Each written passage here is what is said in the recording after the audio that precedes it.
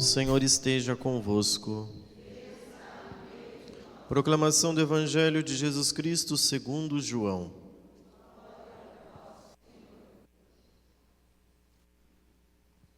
Naquele tempo, os judeus começaram a murmurar a respeito de Jesus, porque havia dito: Eu sou o pão que desceu do céu. Eles comentavam: Não é este Jesus, o filho de José? Não conhecemos seu pai e sua mãe? Como então pode dizer que desceu do céu? Jesus respondeu: Não murmureis entre vós. Ninguém pode vir a mim se o Pai que me enviou não o atrai, e eu o ressuscitarei no último dia. Está escrito nos profetas: todos serão discípulos de Deus. Ora, todo aquele que escutou o Pai e por ele foi instruído, vem a mim. Não que alguém já tenha visto o Pai, só aquele que vem de junto de Deus viu o Pai. Em verdade vos digo, quem crê possui a vida eterna. Eu sou o pão da vida. Os vossos pais comeram o maná no deserto e, no entanto, morreram. Eis o pão que desce do céu. Quem dele comer nunca morrerá. Eu sou o pão vivo descido do céu. Quem comer deste pão viverá eternamente. E o pão que eu darei é a minha carne dada para a vida do mundo. Palavra da salvação.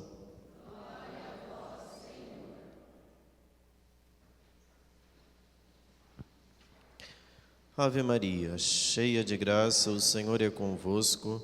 Bendita sois vós entre as mulheres, e bendito é o fruto do vosso ventre, Jesus.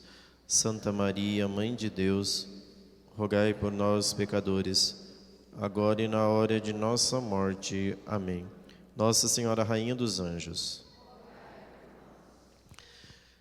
Queridos irmãos, neste domingo, 19º do tempo comum, nós estamos fazendo a leitura, já há 2 domingos, do Evangelho, do capítulo 6 do Evangelho de São João.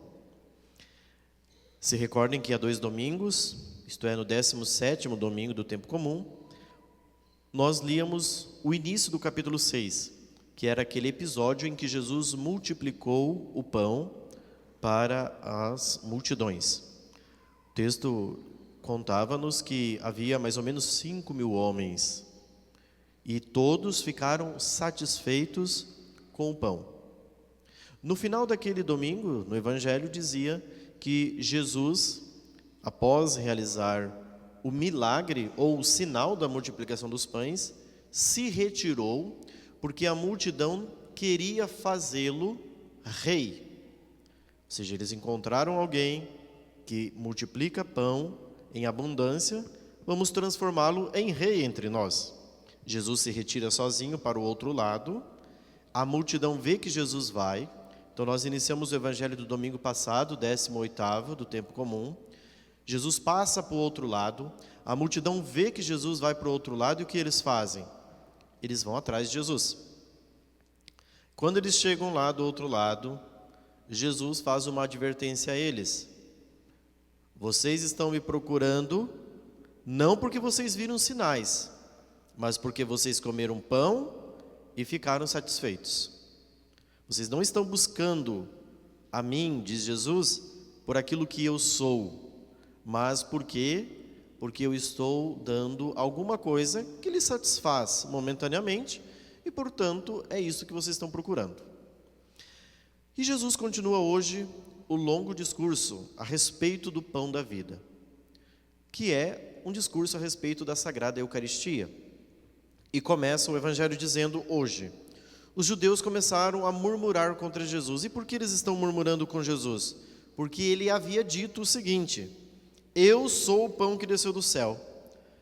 Os judeus não ficaram perplexos porque Jesus disse que ele é um pão, mas ficaram assustados porque ele disse que desceu do céu. O Evangelho continua. Eles comentavam: não é este Jesus o filho de José? Não conhecemos seu pai e sua mãe? Ou seja, nós não vemos aqui seus pais entre nós, o José e a Maria. Como que ele pode dizer que ele desceu do céu? E é isso o questionamento que os judeus fazem. Como que ele pode dizer que ele veio lá do céu, se nós o conhecemos aqui entre nós? E aí Jesus responde aos judeus: não murmureis entre vós. E a resposta de Jesus é fascinante, é sensacional. Ninguém pode vir a mim se o Pai que me enviou não o atrai.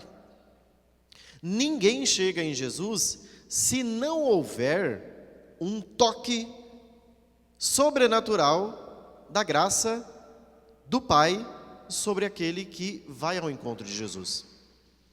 Então, olha, isso daqui é doutrina católica claríssima. A doutrina a respeito da graça. A graça é o instrumento pelo qual Deus nos toca. Se você está aqui hoje movido através de um instrumento chamado fé, foi porque a graça de Deus o atraiu. Ou seja, porque a primeira pessoa divina da Santíssima Trindade lhe tocou através da graça e lhe atraiu. Nós somos atraídos pela graça. Vocês podem ver, isso acontece de maneira muito clara quando uma pessoa está experimentando o lamaçal do pecado, ou mesmo não está no lamaçal do pecado, mas vive uma vida cristã torta, e chega no momento em que ela tem um insight, ou seja, acende-se uma luz dentro dela, e ela percebe que aquele caminho pelo qual ela está seguindo não é o caminho reto.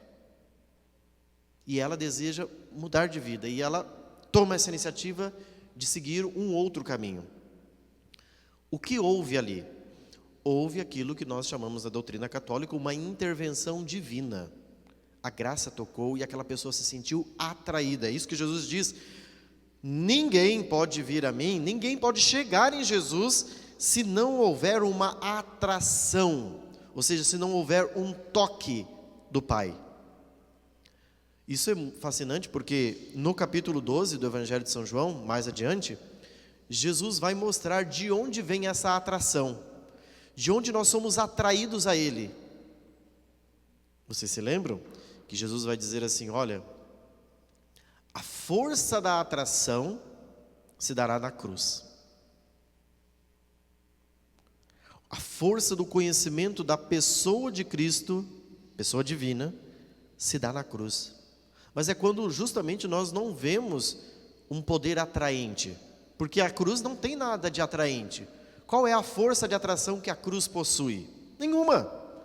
Aos olhos humanos, a cruz não possui nenhuma força de atração. A cruz não me coloca numa condição onde eu desejo, eu quero isso.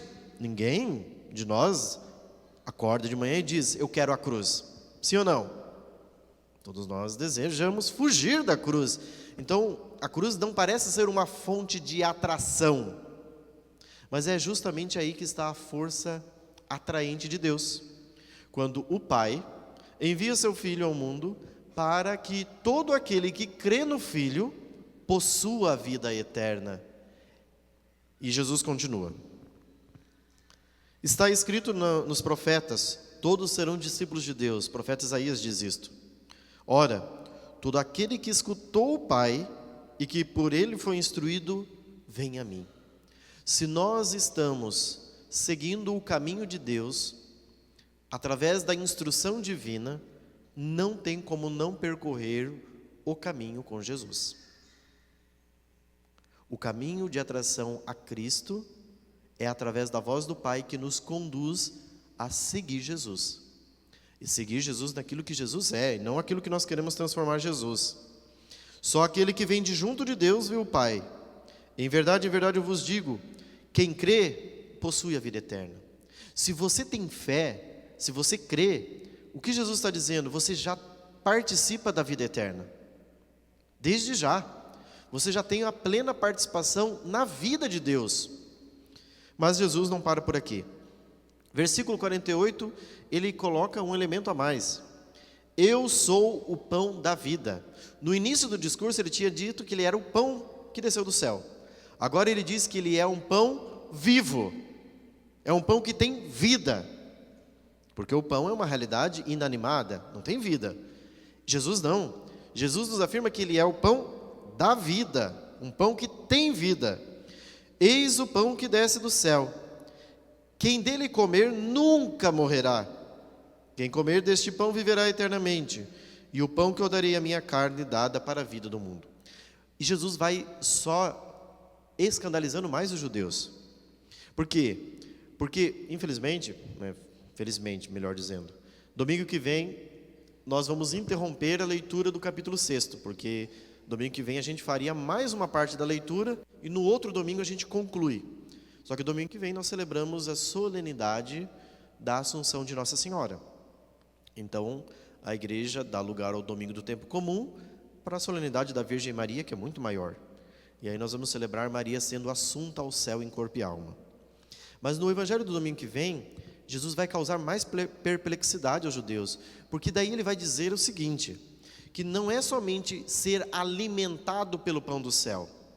Ele vai dizer um pouco mais, que quem come a sua carne e bebe o seu sangue tem a vida eterna. Então não é somente um pão. Jesus fala para os judeus que é preciso comer a carne. E é interessante que o verbo que Jesus utiliza no grego, que é a língua na qual foram escritos os evangelhos, é o verbo trogo. O verbo trogo significa triturar, dilacerar com os dentes. Jesus não diz assim, olha, se você se alimentar do meu corpo e do meu sangue, você vai ter a vida eterna. Jesus diz mais, se você não triturar a minha carne e não beber do meu sangue, você não vai ter a vida em vós. E aí os judeus ficam escandalizados. É por isso que os judeus começam a murmurar contra Jesus.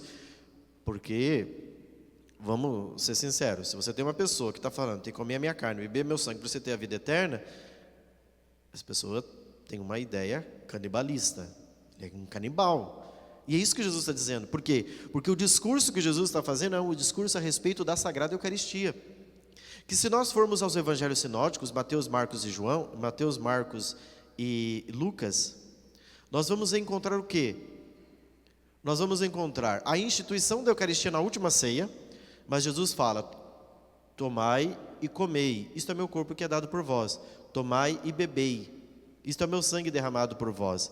Aqui Jesus, no Evangelho de São João, ele vai um pouco além, ele diz, é preciso comer a minha carne, triturar a minha carne, beber o meu sangue para que vocês tenham a vida em vós.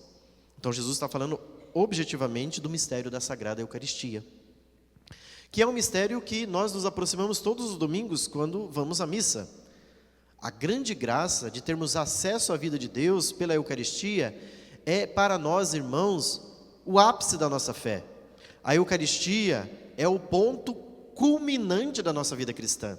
É o ápice, por isso que a igreja, através da Sacrosanto Concilium, diz, a Eucaristia é o ápice da vida cristã. Nós chegamos aqui ao ponto crucial onde somos alimentados pela vida de Deus mesmo.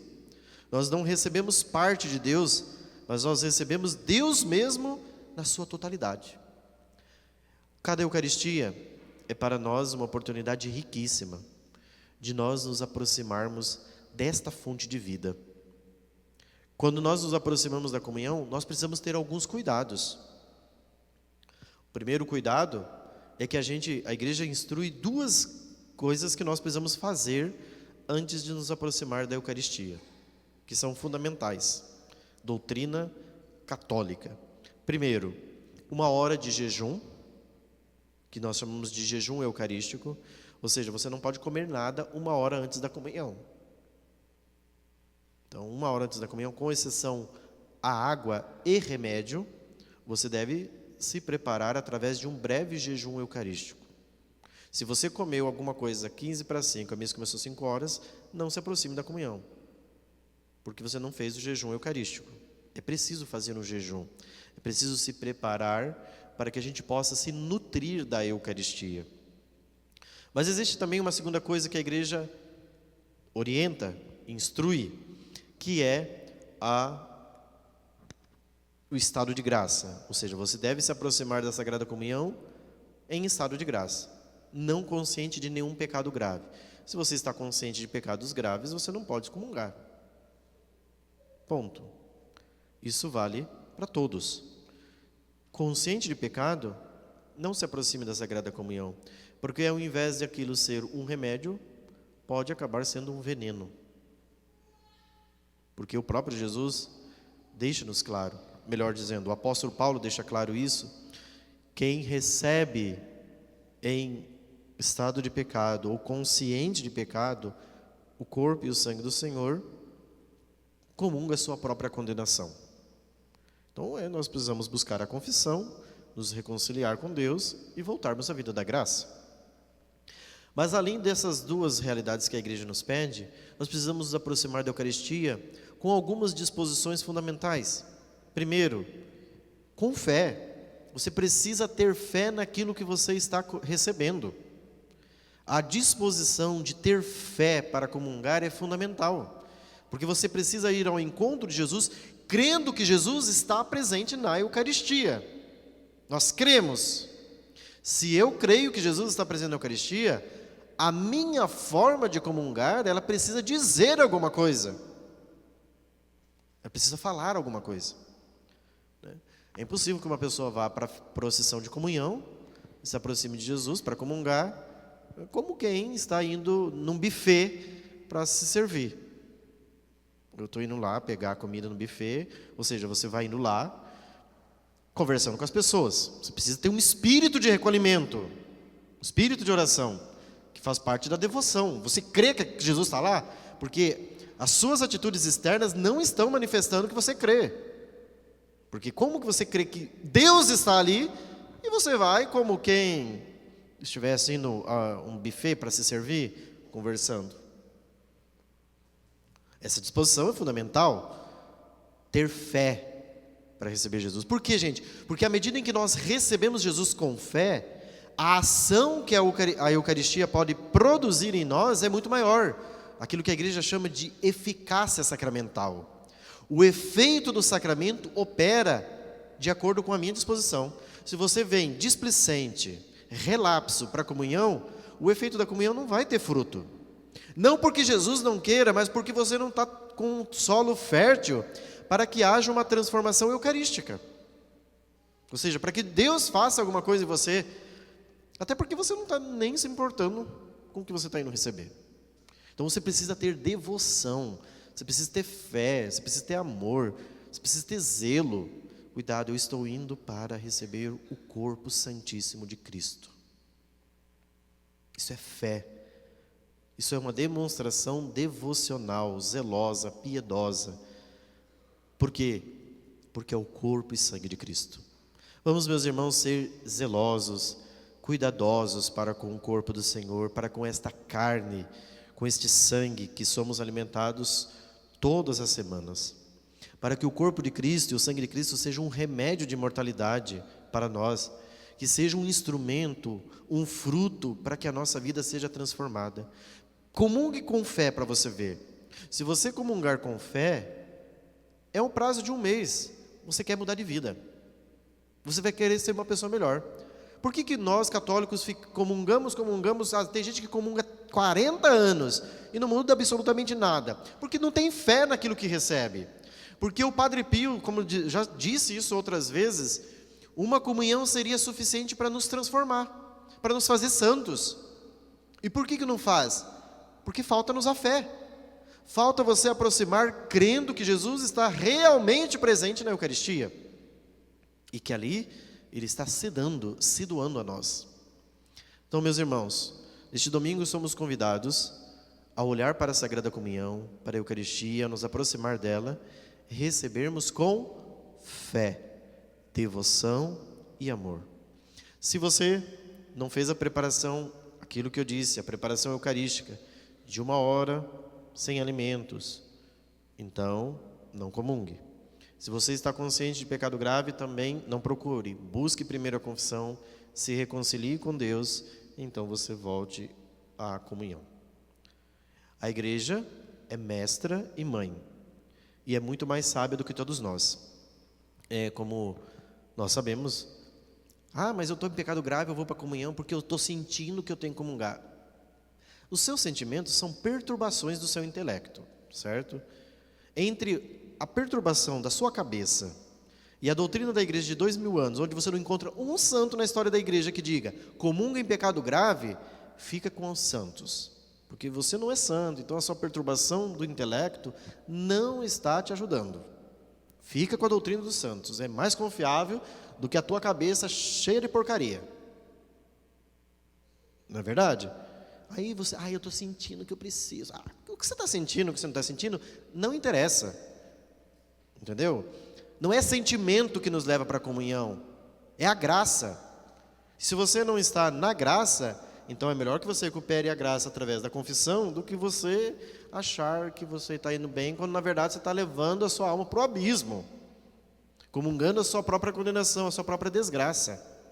Então, meus irmãos, busquemos a comunhão como um remédio de mortalidade do qual nenhum de nós somos dignos. Isso é verdade. Mas existem disposições necessárias para isso, que a igreja nos dá. E entre a nossa cabeça e a sabedoria de 2000 anos, fique com a sabedoria de 2000 anos, fique com a Sagrada Escritura e com a Sagrada Tradição da igreja.